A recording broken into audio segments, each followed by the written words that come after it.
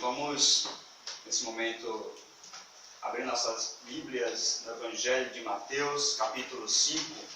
Nós vamos dar continuidade a uma série de exposições que eu iniciei no Evangelho de Mateus, mas nós estávamos já há um tempo aí no Sermão da Montanha, que encontra-se aí de Mateus capítulo 5 até Mateus capítulo 7, é o sermão mais conhecido e mais longo já registrado de Jesus.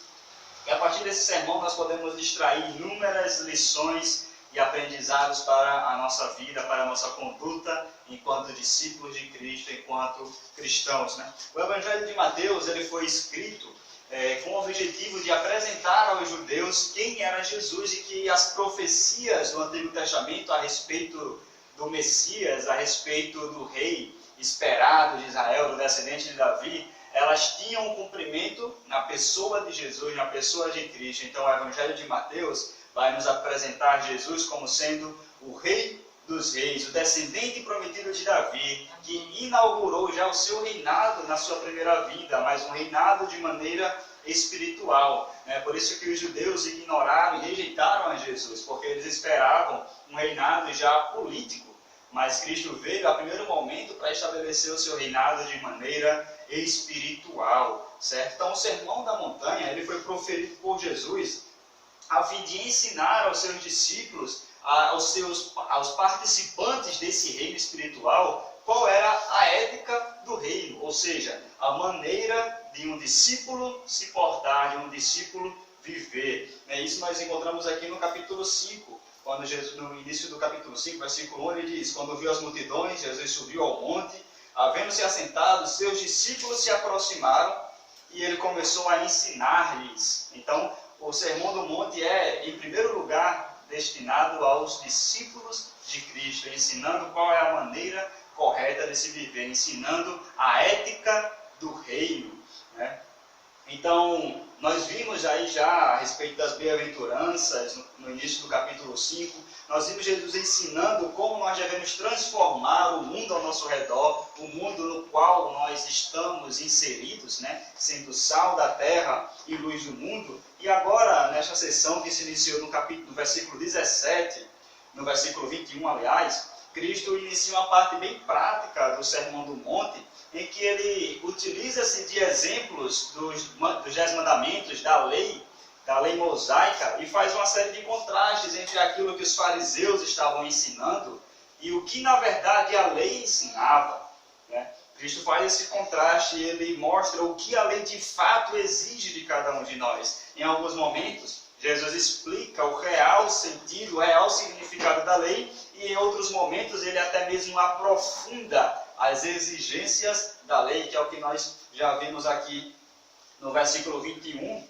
até o versículo 26, a respeito do assassinato, né, do homicídio. E nós vamos ver hoje aqui, a partir do versículo 27, a respeito do adultério. O que é que Jesus nos ensina a respeito do adultério? Vamos fazer a leitura do versículo 27 ao versículo 30. Diz assim: ouvistes que foi dito, não adulterarás. Eu, porém, vos digo, todo aquele que olhar com desejo para uma mulher, já cometeu adultério com ela no coração. Se o teu olho direito te faz tropeçar, arranca-o e joga-o fora, pois é melhor para ti perder um dos teus membros do que ter todo o corpo lançado no inferno. Se a tua mão direita te faz tropeçar, corta e a joga fora, pois é melhor para ti perder um dos teus membros do que ir todo o corpo para o inferno. Vamos orar?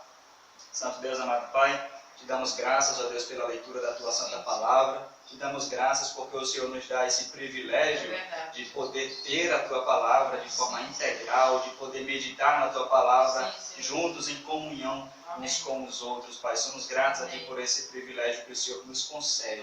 E te pedimos nesse momento, ó Deus, o auxílio do Teu Espírito Santo, porque como nos diz a tua palavra, sem Ti nada podemos fazer. Então nós precisamos do Teu Espírito, ó Deus, para compreendermos corretamente a Tua Santa Palavra e para transformar o nosso coração, ó Pai. Então nós pedimos que o Teu Espírito Santo seja derramado em cada um de nós, iluminando as nossas mentes, ó Deus, e para que eu fale aquilo que o Senhor deseja que eu fale, não aquilo que eu quero falar, ó Deus. Que Que o Senhor seja conosco nesse momento. Essa é a oração que eu te faço em nome de Jesus. Amém. Então, irmãos, nós fizemos a leitura dos versículos 27 ao versículo 30. É um texto bem curto que nós acabamos de ler, né? Mas que tem lições valiosíssimas para cada um de nós, né? Então, apesar de ser um texto curto, nós podemos fazer uma divisão aqui em 3 partes desse texto, da mensagem, para ficar melhor em nosso entendimento. Eu também dei um título a esta mensagem, né? Aprendendo aí com o pastor Luiz Saião, a dar títulos que rimam, né? Eu também tive essa vontade de dar um título que rima, né? Arrancar e cortar para o inferno não experimentar. Blá, blá. Eu sou fã do pastor Luiz Saião. Então, arrancar e cortar para o inferno não experimentar. Esse é o título desta mensagem. Então, vamos lá. A primeira parte desse texto que nós acabamos de ler, ele pode ser o que os fariseus ensinavam a respeito do adultério.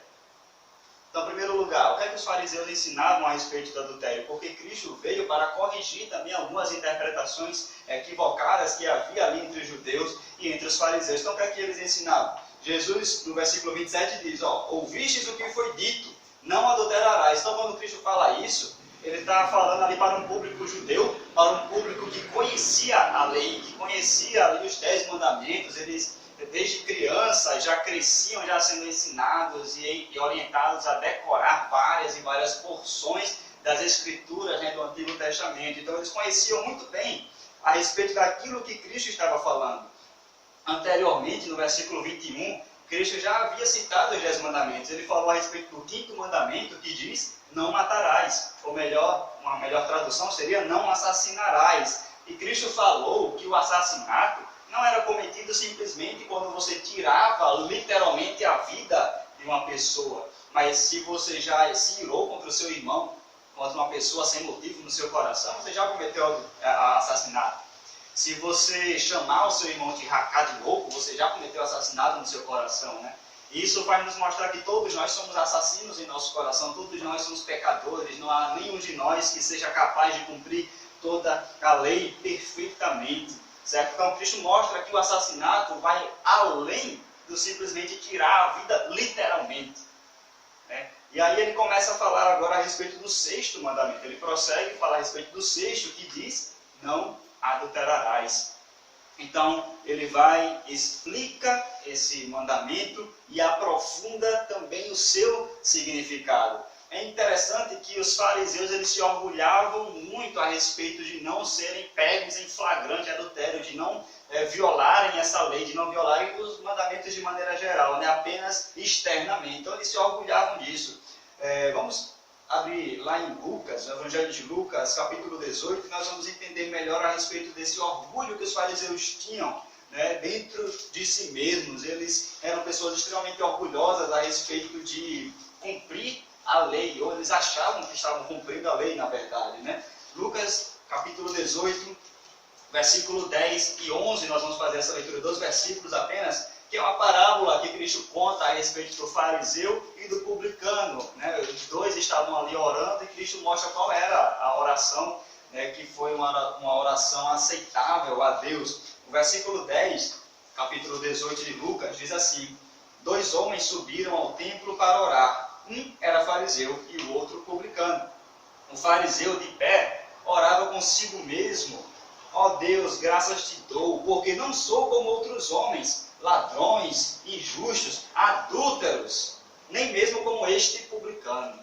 Então, olha só a forma de oração do fariseu, né? Ele batia no peito e dizia, não, eu sou uma pessoa boa, eu não faço isso que esses homens fazem, eu não sou como esse publicano que está aqui do meu lado, eu sou uma pessoa boa, eu não sou adúltero, eu não sou ladrão, eu não sou injusto, ou seja, eu sou uma pessoa boa, eu sou uma pessoa justa, eu sou uma pessoa que faz tudo certo, então eu sou grato a ti por isso, ó Deus. Então, batia no peito, se orgulhando disso. Só que eles não tinham noção de que ao fazerem isso, eles estavam cometendo outro pecado.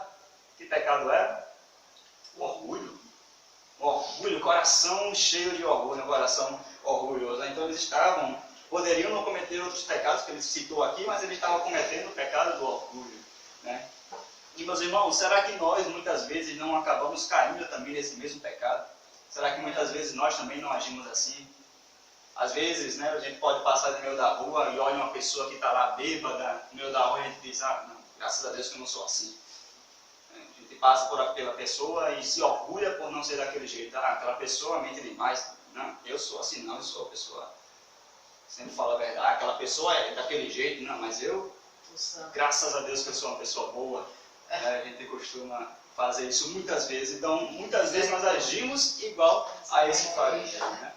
Sou uma pessoa da igreja, sou crente, então a gente costuma também cair nesse pecado do orgulho, né, de achar que somos melhores do que outras pessoas. Né? Então, essa justiça, entre aspas, ela distorcia a lei de Deus, e essa justiça não provinha de um coração transformado. É verdade.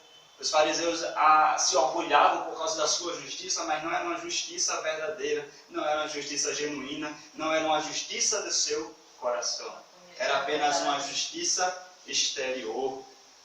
Não provinha de um coração transformado pelo Espírito de Deus. Amém. Então, em resumo, o que os fariseus ensinavam? Os fariseus ensinavam e eles praticavam uma adoração que era puramente mecânica, sem qualquer intenção verdadeira e genuína do seu coração, mas apenas como uma tentativa de obter a aprovação de Deus. Os fariseus estavam fazendo coisas apenas para tentarem se justificar diante de Deus, para tentarem se tornar justos diante de Deus, né? Por meio de atos externos, sem se importar com o seu interior, sem se importar se o seu coração estava realmente dedicado ao Senhor ou não. Mesmo que estivesse longe, distante do Senhor, eles se orgulhavam daquilo. Mas o que é que Jesus ensinou a respeito do adultério? Tem água. Tá legal. Tem água.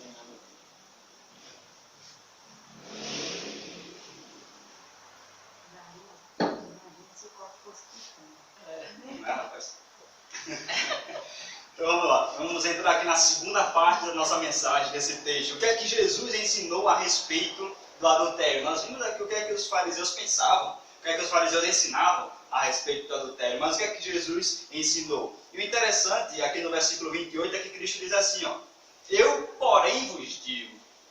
Primeiro ele diz, vocês ouviram o que foi dito, mas eu vos digo. Cristo tinha uma autoridade para poder ensinar, diferente da autoridade que vinha dos fariseus, né? E é interessante que há um paralelo, aqui nós conseguimos enxergar um paralelo entre o Êxodo, entre o que aconteceu lá em Êxodo capítulo 20, que foi quando Deus deu os 10 mandamentos a Moisés. Nós encontramos esse paralelo porque a lei foi dada por Deus a Moisés no Monte Sinai.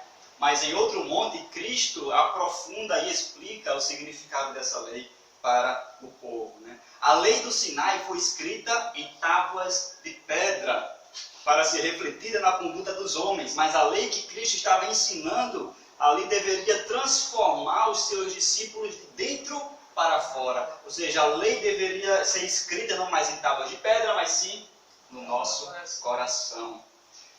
Moisés, lá no Antigo Testamento, lá no Êxodo, era aquele que fazia a mediação entre Deus e o povo. Ele subia até o monte e falava a vontade de Deus para o povo. Ele subiu até o monte para pegar a lei do Senhor e entregá-la ao povo. Então, de certa forma, Moisés era o legislador, aquele que entregou a lei para o povo. Mas agora, neste monte, no Sermão da Montanha, nós temos Cristo como um novo legislador, como um novo Moisés, um novo mediador entre Deus e os homens, entregando agora o real sentido daquelas leis e ampliando o seu significado para o povo. Então ele tinha autoridade para fazer isso. E lá em Mateus 7 nós podemos ver isso. Mateus 7, versículo 29, que é quando Cristo encerra o Sermão do Monte.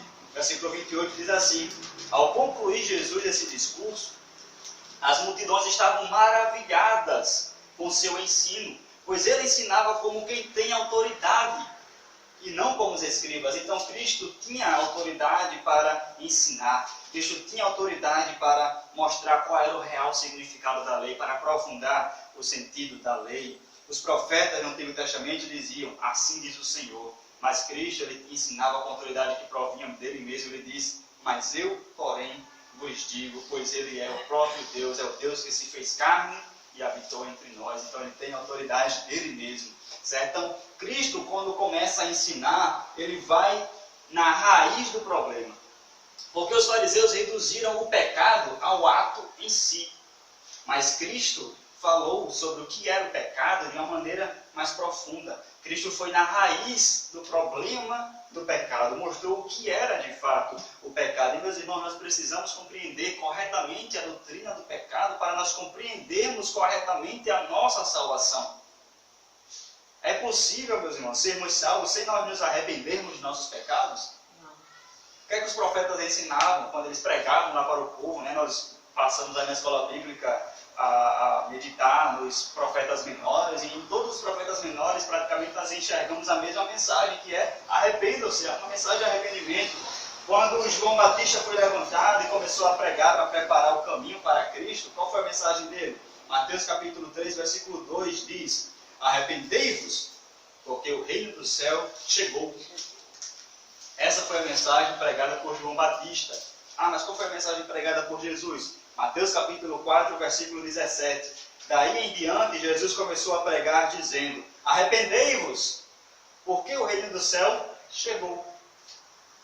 A mensagem dos profetas, a mensagem de Cristo, a mensagem dos apóstolos era uma mensagem de arrependimento dos pecados.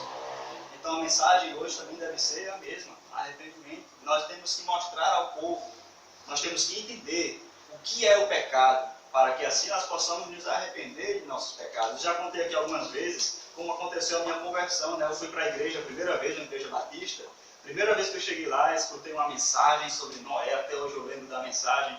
Aquela mensagem foi uma mensagem impactante para mim, né? E o pastor perguntou: quem quer aceitar Jesus? Eu fui lá na frente, dei um abraço no pastor, mas não tinha entendido muito não. Apesar de ter sido uma mensagem impactante, não tinha entendido muito bem não. Saí dali, né, feliz, né?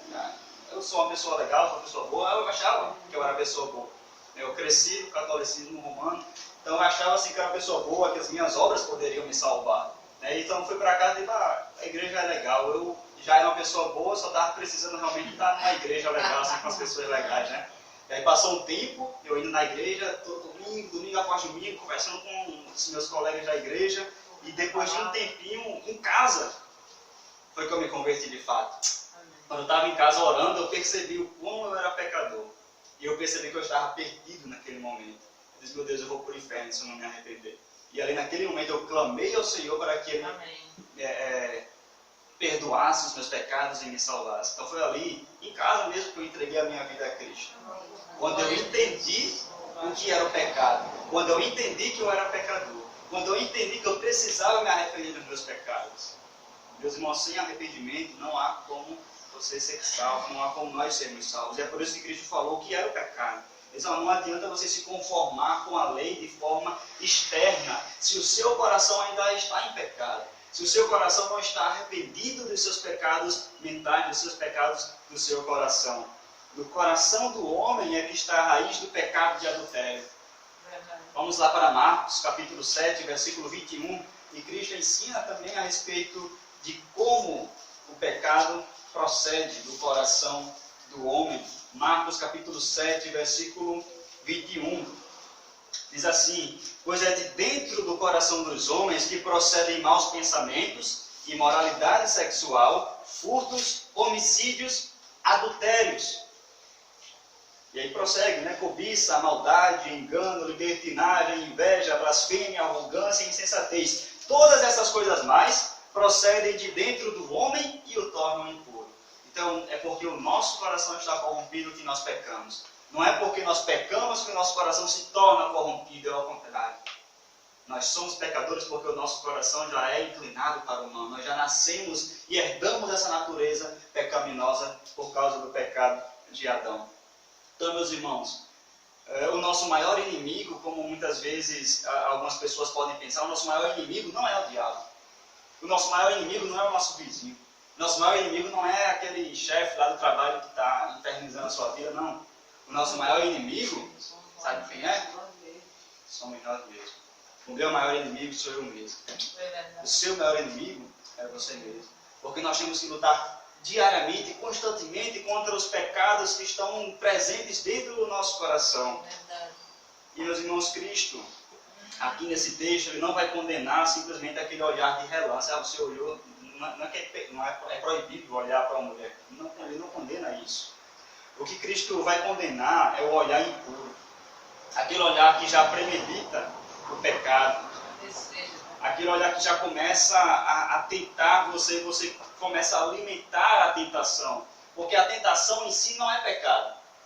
Você ser tentado não é pecado. O problema é que você começa a alimentar essa tentação. Você começa a alimentar o desejo provocado pela tentação. Então ali já se concretiza o pecado. Você fica alimentando essa tentação causada em primeiro lugar pelo seu olhar. E quando nós vamos lá para Gênesis, nós vamos ver como é que se deu o pecado, né, de Eva. Vamos abrir lá em Gênesis capítulo 4 para nós entendermos a respeito desse pecado de Eva, que começou por um simples olhar. Então aí nós podemos entender o que é que Cristo está falando a respeito do olhar ser tão perigoso e porque o olhar já é o pecado já concretizado. Gênesis capítulo 3, versículo 6 diz o seguinte: Então, vendo a mulher que a árvore era boa para dela comer, agradável aos olhos e desejável para dar entendimento, tomou do seu fruto, comeu e deu dele ao seu marido, que também o comeu. Então veja, Eva olhou, mas ela não fez simplesmente olhar. O olhar não era pecado. Mas ela olhou, e o que é que o texto nos fala? Ela começou a imaginar, ela começou essa fruta aí, ela é agradável aos olhos. Começou a pensar, começou a premeditar o pecado no seu coração, começou a achar que a fruta era desejável para dar entendimento. Então olha só o processo que aconteceu pelo olhar. Não foi simplesmente o olhar. Ela poderia ter passado ali outras vezes, ter olhado para aquela fruta e ter pensado, Deus proibiu essa árvore aqui, então eu não vou comer. Ter passado ali. Mas aqui nessa ocasião foi diferente. Ela olhou, mas essa árvore aí está tão bonita. Desejou. Olha essa fruta aí como está legal.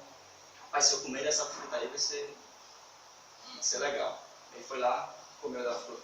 Então é por isso que Cristo nos fala que o pecado do adultério não é somente pelo ato em si, mas sim quando você olha e começa já a desejar uma mulher ou um homem no seu coração. É interessante que ele fala aqui a respeito da mulher, né, mas isso também se aplica às mulheres olharem para um homem, mas é porque os homens geralmente eles são atraídos mais pelo que veem, né, enquanto que a mulher é mais pelo que ela ouve. Né. Mas a gente pode usar um exemplo para uma mulher. Uma mulher vai no shopping, por exemplo, vai ver uma vitrine, está repleta de sapatos. E ali olha, né, está em promoção a 70% de desconto. A mulher faz o quê? Compra vários. Nem precisa, já tem uns 15 em casa, nem precisa de mais sapato, mas compra já mais uns 5 ali, tem nem lugar para guardar em casa, mas compra, porque foi atraída pelos olhos que estavam ali na vitrine, pelo preço, olhou, bateu o olho e começou a desejar. Mas foi atraída. Não é direta não. Não é direta não. Se fosse livros, né? Você pode fazer também outro teste, você pode dizer a uma criança que ela espalhe vários brinquedos numa sala. Diga, você pode brincar com todos esses brinquedos aqui, mas com esse brinquedo aqui, você não pode brincar não. Tá cheio de brinquedo aqui, o que a criança faz? Vai desejar que eles não podem. Começa a olhar. Tem um monte de brinquedo, por que eu não posso brincar com esse? Vai lá e pega, né? O primeiro e o que segundo. Ou não, gera curiosidade. Então, quando você diz que ela não pode pegar, ela vai começar a olhar. Então, pelo olhar, ela já começa a desejar aquele brinquedo, começa a querer brincar. Então, é assim que nós somos, irmãos. Nós somos como essa criança, né? A gente briga com a criança porque ela fez isso, mas nós somos do mesmo jeito com relação ao pecado. Nós olhamos, vemos aquilo que não pode fazer, mas nós queremos fazer. Muitas vezes nós queremos assistir, por exemplo, a determinado filme, determinado programa, determinada série de TV, porque nós ouvimos que naquele programa vai ter alguma cena, vai ter alguma coisa, vai ter aquilo, vai ter aquilo outro. Rapaz, será que vai ter mesmo? Será que, rapaz, esse filme aqui é proibido para menores de 16 ou menores de 18 anos? Será que... Acho que eu vou ver só para ver como é que é. Aí já começa, pelo olhar, já começa a querer desejar. Né?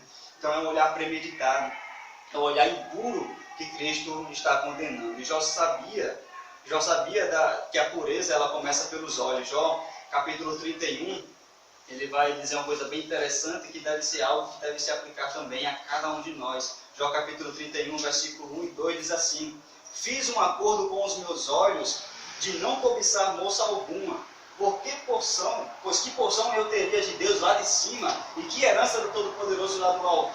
Então ela sabia a respeito da cobiça, da pureza que começava pelos seus olhos. Ele não achava que seria puro apenas se ele cometesse o adultério, o ato em si. Mas ele sabia que se ele já olhasse para uma mulher com intenção impura no coração, já era um pecado. Ele já teria cometido um pecado ali contra o Senhor. Então ele faz um pacto, um acordo com os seus olhos de não olhar para mulher nenhuma com a intenção impura em seu coração. E é esse mesmo pacto que nós devemos fazer com nossos olhos, de não olhar aquilo que desagrada ao nosso Deus, certo? Então, Cristo, nesse texto, ele vai mostrar a gravidade do pecado, seja para o homem, seja para a mulher. Ele vai mostrar o quão grave o pecado é, o quão destrutivo o pecado pode ser para as nossas vidas. Jó 31, versículo 1 e 2. Certo? Então, Cristo fala, versículo 28, eu, porém, vos digo que todo aquele que olhar com desejo para uma mulher já cometeu adultério com ela no coração. Então, nós vamos aí para o terceiro e último ponto. Como Jesus ensinou a tratar este pecado? E aí vem uma outra pergunta. O que nós estamos dispostos a fazer para não cometer este pecado? Essa pergunta que deve nos nortear para entendermos o sentido desses dois versículos que se seguem, versículo 29 e 30. Que Cristo diz, se o teu olho direito te faz tropeçar, arranca-o e joga-o fora, pois é melhor para ti perder um dos teus membros do que ter todo o corpo lançado no inferno. E se a tua mão direita te faz tropeçar, corta e a joga fora, pois é melhor para ti perder um dos teus membros do que ir todo o corpo para o inferno.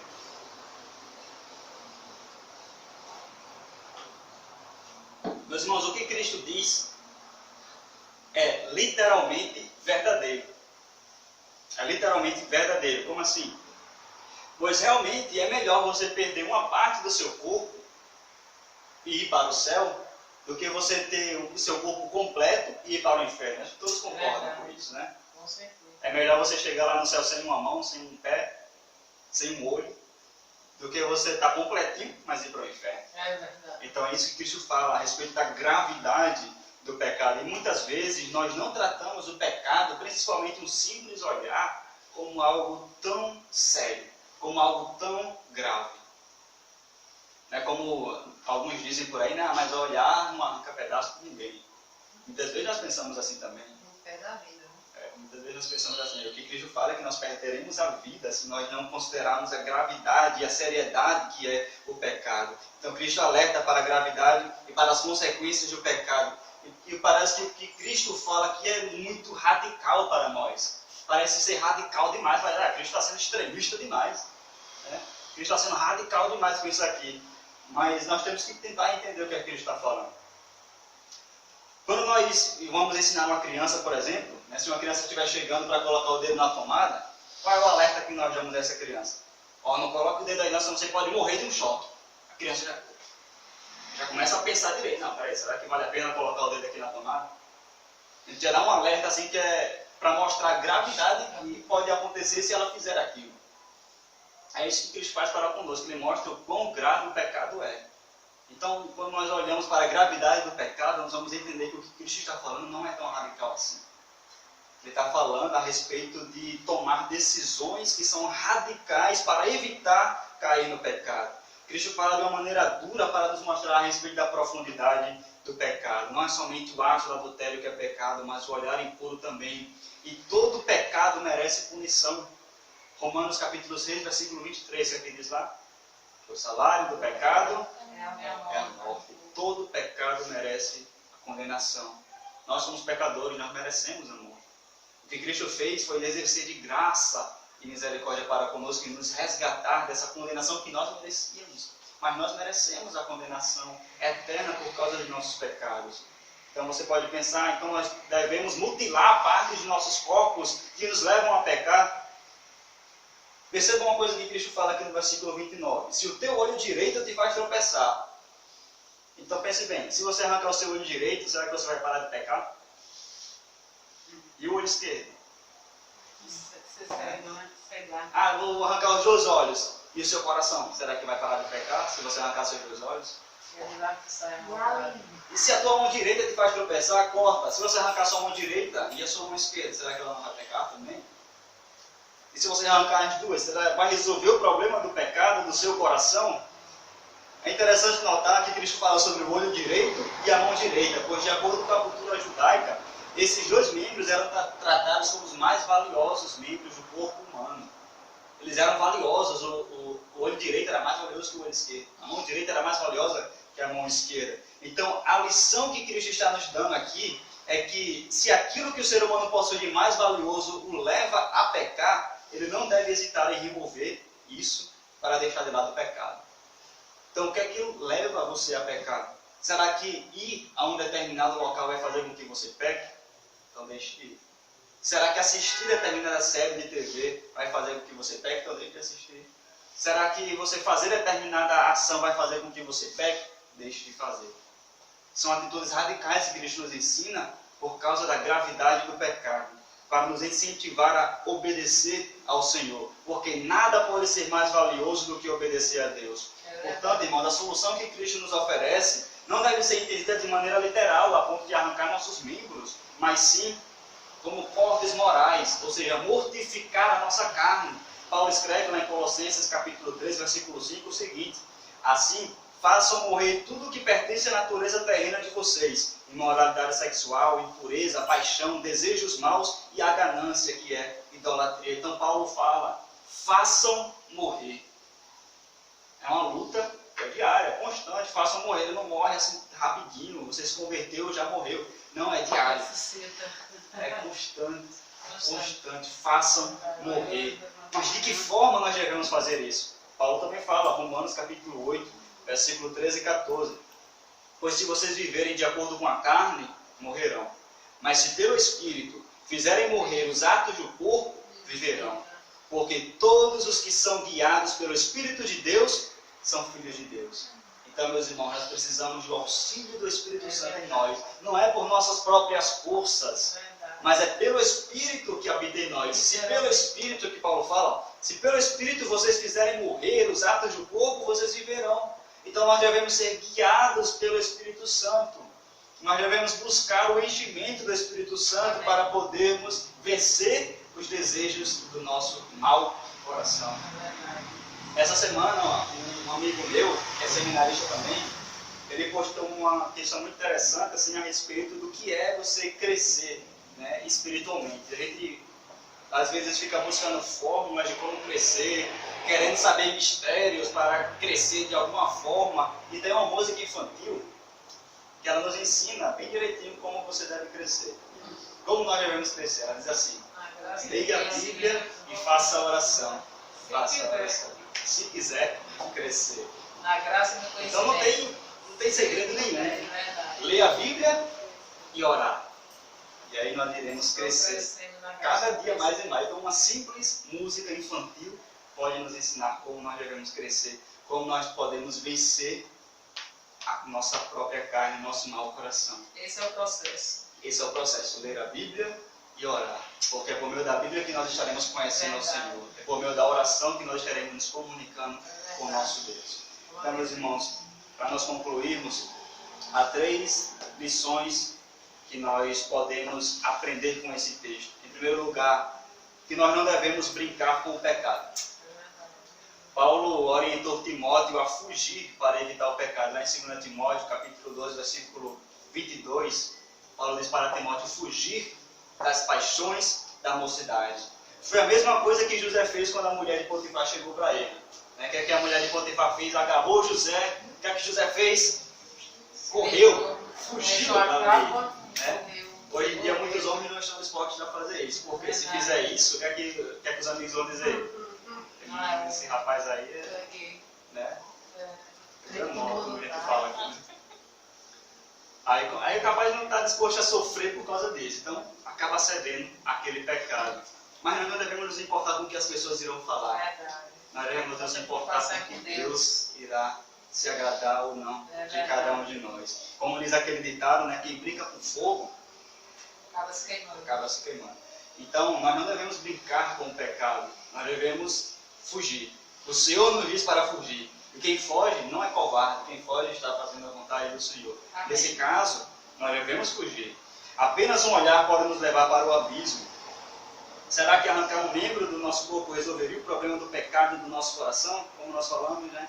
Não irá resolver. Então a solução é, se você se sente tentado a fazer determinada coisa, não faça. Não faça.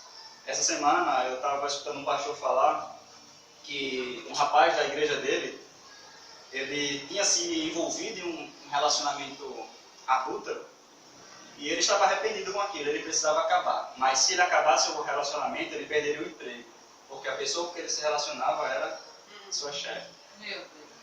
E qual era a solução? Deixar o emprego. E ele fez isso.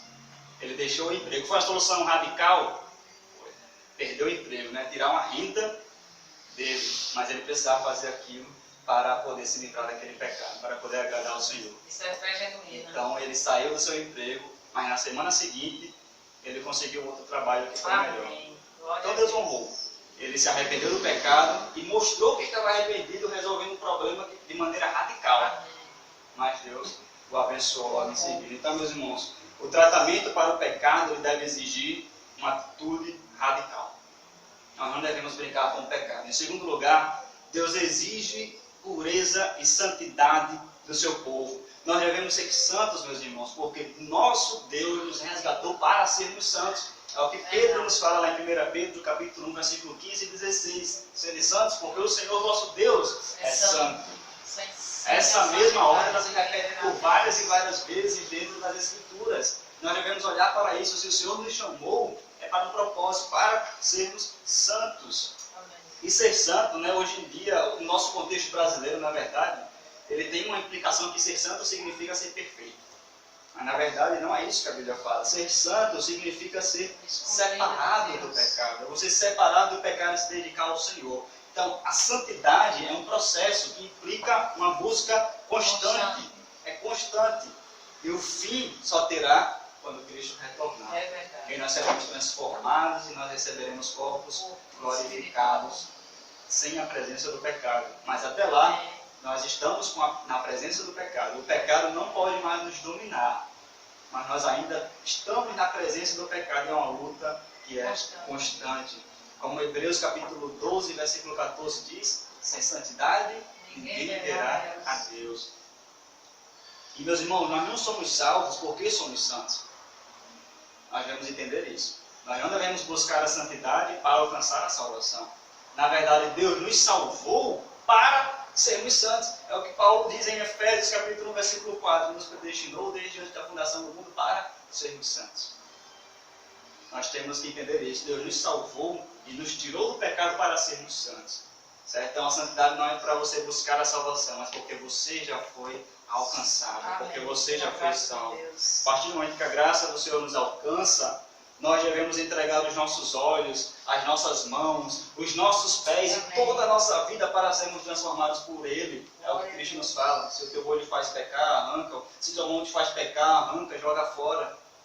Então toda a nossa vida, todo o nosso corpo deve ser entregue, dedicado ao Senhor de forma integral para Ele. Quando nós encontramos, quando Cristo nos encontrou, na verdade. Né? Então naturalmente, algumas coisas que nós fazíamos, não faremos mais. Não porque a igreja está proibindo, não porque a igreja está obrigando você a nada. Né? Algumas vezes as pessoas perguntam assim, lá na igreja pode fazer isso, lá na igreja pode fazer aquilo outro. Mas a questão não é se a igreja pode ou se a igreja proíbe, se a igreja permite. Mas é porque o Espírito Santo transforma o nosso coração de tal maneira que nós não queremos mais fazer aquilo que nós fazíamos antigamente. O Espírito Santo nos transforma, ele nos conduz a uma vida santa, a obedecer à vontade do Senhor. Não para cumprir uma lista de obrigações, mas porque nós amamos o Senhor e nós amamos agradar ao Senhor em todas as coisas. Era o que os fariseus faziam, né? Eles não se importavam com o coração, mas apenas com o seu exterior. O exterior do corpo estava limpo, mas o interior do corpo estava transformado, estava contaminado. Então você imagina pegar um copo que por fora está bem limpinho, mas por dentro está todo sujo. Você teria coragem de beber água nesse copo? Então era o que os fariseus se preocupavam, não se preocupavam nem um pouco com o interior. Mas o que a palavra de Deus nos fala é que quando nós somos transformados, a transformação corre de dentro para fora. Então, aos poucos, nós vamos mudando as nossas atitudes, mas, em primeiro lugar, Ele transforma o nosso coração. Então, por fim, meus irmãos, nós devemos entender com esse texto que o problema do pecado ele só pode ser resolvido por Cristo. Nós até poderemos tentar viver como os fariseus viviam, né? Se conformar exteriormente e manter uma conduta perfeita apenas no nosso exterior. Mas se o nosso coração não for transformado, de nada valerá. Porque o pecado continuará presente. E o nosso interior só pode ser transformado por Cristo. Quando nós olhamos para os 10 mandamentos e ver como Cristo ensinou a respeito dos 10 mandamentos, nós podemos perceber que nós pecamos, nós transgredimos cada um deles. Cada um dos 10 mandamentos, se você olhar, nós transgredimos eles. Mas Cristo, meus irmãos, viveu de maneira perfeita. É impossível para nós alcançar a perfeição. É impossível para nós alcançar a salvação. Mas Cristo veio a este mundo para viver uma vida perfeita. Para que por meio da vida dele, nós pudéssemos ser justificados. Nós não somos justos, mas Ele é. Nós não podemos nos salvar por nossas obras, mas a obra de Cristo pode nos salvar. Então o que nós devemos fazer, meus irmãos, é somente reconhecer a nossa condição de pecador. Reconhecer que nós pecamos. Reconhecer que o pecado está em nosso coração. Mas nos arrependermos de nossos pecados e coloquemos a nossa fé em Cristo para dessa forma nós alcançarmos a salvação. É apenas dessa forma que nós seremos transformados, que o nosso coração será transformado. Agindo dessa forma, meus irmãos, Cristo purificará os nossos pecados e nos dará a vida eterna. Amém. Vamos orar. Santo Deus amado Pai, nós te damos graças, ó Deus, pela leitura da palavra que foi feita, pela ministração da tua santa palavra. Te pedimos, ó Deus, que o Senhor perdoe nossos pecados. Sabemos que somos pecadores. Sabemos que temos transgredido a Tua lei, sabemos que somos incapazes, ó Deus, de viver uma vida perfeita. Mas ao mesmo tempo queremos nos arrepender de nossos pecados, ó Pai, e entregar a nossa vida ao Senhor, para que o Senhor nos transforme diariamente, ó Pai, e transforme o nosso coração. Porque o nosso coração é que precisa ser transformado para que nós possamos viver da maneira que o Senhor exige que nós vivamos, ó Pai. Que o Senhor nos ajude, Deus. Que nós possamos tomar atitudes radicais para poder vencer o pecado, para poder vencer as tentações, ó Pai. Como o Senhor nos ensinou, o pecado é grave. O pecado, ó Pai, pode nos causar um dano irreversível que é a morte eterna. Mas, ó Deus, que nós possamos resolver os problemas do nosso pecado de maneira radical, como o Senhor nos ensina, ó Deus. Pedimos que o Senhor tão somente nos ajude, que o Senhor nos dê forças por meio do Teu Espírito Santo. Nos encha, ó Pai, da Tua Santa Palavra, para que possamos viver como o Senhor deseja que vivamos. Nos ajuda, ó Pai. Essa é a oração que eu te faço em nome de Cristo. Amém.